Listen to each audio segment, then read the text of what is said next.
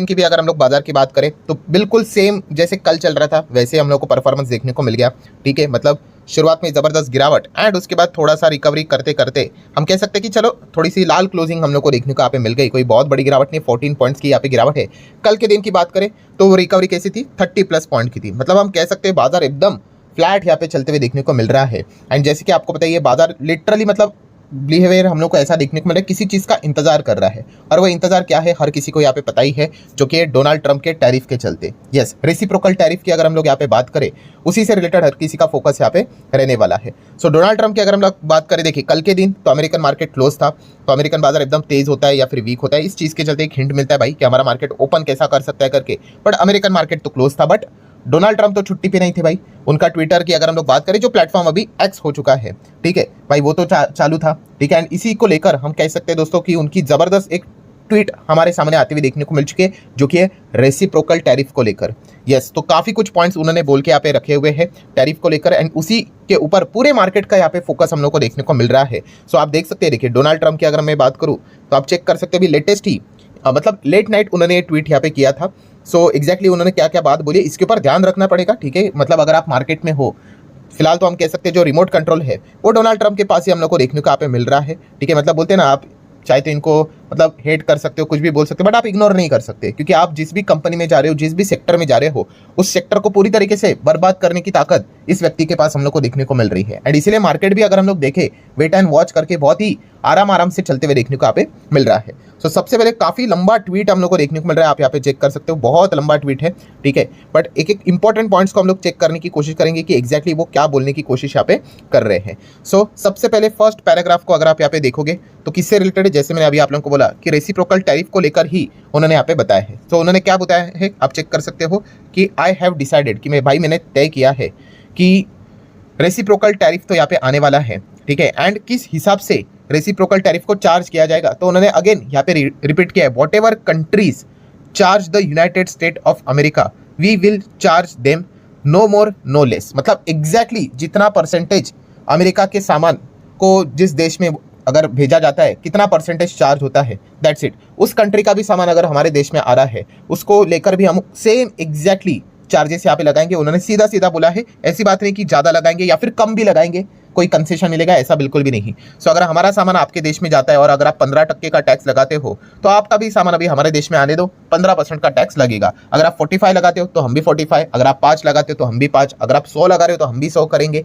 तो ये पॉइंट उन्होंने बोल के रखा हुआ है। देन जो कि एक पॉइंट मैंने इसके पहले भी आप लोगों को हाईलाइट करके यहाँ पे बताया था, मतलब प्राइम मिनिस्टर नरेंद्र मोदी जी के मीटिंग से पहले ये वाला पॉइंट उन्होंने बोला था, जो कि उन्होंने अभी तो सीधा रिटर्न फॉर्म में ट्विटर के ऊपर भी ट्वीट करके उन्होंने बोल दिया है। कौन सा, कि भाई वो जो टैरिफ की अगर हम लोग बात करें तो उन्होंने बोला है कि हम वैट को भी कंसीडर करेंगे टैरिफ के हिसाब से। ठीक है, कुछ कंट्रीज वैट सिस्टम यहाँ पे फॉलो करती है, ऐसा नहीं होना चाहिए कि हम वैट वाली चीज़ों को यहाँ पे इग्नोर कर दें। एंड इनफैक्ट तो उन्होंने बोला है कि जो वैट जैसी चीज़ है तो ये तो और भी ज़्यादा हम लोग को घातक देखने को यहाँ पे मिल जाती है। सो डेफिनेटली ये जो वैट है वो भी सिमिलर टू टैरिफ यहाँ पे कंसीडर यहाँ पे किया जाएगा। मतलब ऐसा नहीं कि आप ये कह रहे हो कि देखो देखो हम तो आपके ऊपर ये टैक्स नहीं लगा रहे हैं, बट आप दूसरे कोई टैक्स लगा रहे हो, सिर्फ वैट नहीं, कोई और भी एक पर्पस पकड़ लो कि आप कोई दूसरे नाम से अगर टैक्स लगा रहे हो तो उसको भी टैरिफ में हम लोग यहाँ पे कंसीडर करेंगे, उसको भी हम लोग परसेंटेज में जोड़ेंगे।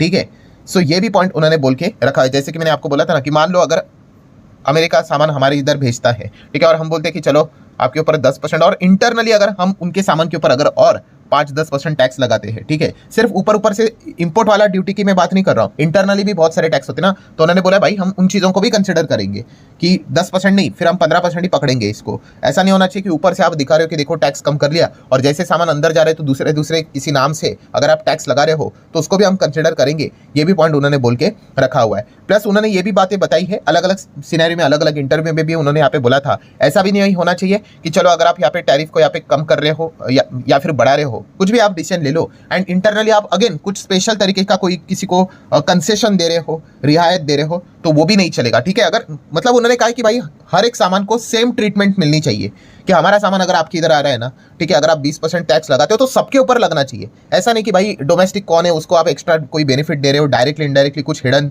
चीज़ें करके, तो वो भी यहाँ पे नहीं चलेगा। एंड अगर ऐसा किया सो डेफिनेटली मतलब उन्होंने एक ही बात बोली है कि अनफेयर यहाँ पे होना नहीं चाहिए। ठीक है, एकदम प्रॉपरली चीज़ें यहाँ पे होनी चाहिए, यही पॉइंट उन्होंने फिलहाल तो यहाँ पे बताया है। देन उसी के साथ साथ उन्होंने और भी पॉइंट्स यहाँ पे बताया है कि मतलब जितने भी लूप होल हो सके, ठीक है, उन्होंने भी कैच करने की कोशिश की है कि चलो आप ऐसा समझ लो कि किसी अभी कुछ कुछ कंट्रीज ऐसी होती है जहाँ पे उनका अच्छा खासा हम लोग को ट्रेड एग्रीमेंट देखने को यहाँ पे मिल जाता है, ठीक है। सो मान लो अगर कोई दूसरी कंट्री है जहाँ पे अमेरिका का बिजनेस अच्छा चलता है और वहाँ पे ज़्यादा टैक्स नहीं लगाते, मान लो केवल 5% ही टैक्स लगाते, तो ऐसा नहीं करना चाहिए कि मान लो अगर हम इंडिया वाले हैं कि उस कंट्री में हम अमेरिका का सामान भेजेंगे एंड वहाँ से अमेरिका में शिफ्ट करवाएंगे तो हमारे ऊपर 5% ही टैक्स लगेगा। तो उन्होंने बोला भाई ऐसा कुछ भी नहीं यहाँ पे होना चाहिए। उन्होंने एक ही बात यहाँ पे बोली है कि कुछ भी आप यहाँ पे कर लो, ठीक है, अमेरिका को यहाँ पे हार्म यहाँ पे होना नहीं चाहिए। अगर ये पता चला, ठीक है, तो आपके ऊपर यहाँ पे टैरिफ आने वाला है। तो ये सारी बातें उन्होंने बोली के रखी हुई, आप देख सकते हैं, sending merchandise, product, anything by any other name through another country. अगर आप दूसरे कंट्री से भी भेज रहे हो डायरेक्टली और इनडायरेक्टली नाम बदल कर ये करके, जहाँ पे आपका पर्पस एक ही है कि इस टैरिफ से बचा जाए, ठीक है, सो इसको हम लोग गलत ही यहाँ पे मानेंगे और ये एक्सेप्ट यहाँ पे नहीं किया जाएगा। देन उन्होंने कुछ और इनडायरेक्टली बात भी यहाँ पे बोली है कि किसी कंट्री में अगर मतलब बोलते ना कि सामान अगर खरीदना नहीं चाहिए, इस चीज़ के चलते अगर कोई रिस्ट्रिक्शन भी अगर डाला जाए, ठीक है, टैक्स तो नहीं, टैक्स तो भाई कम करके रखा, बट कुछ रिस्ट्रिक्शन भी डाला जाए तो इसको भी हम लोग यहाँ पे कंसिडर करेंगे, ठीक है। सो इन शॉर्ट वो यही बोलने की कोशिश करें कि हमारे बिजनेस को हार्म मत करो वरना हम आपको भी यहाँ पे नुकसान करवाएंगे ही कराएंगे।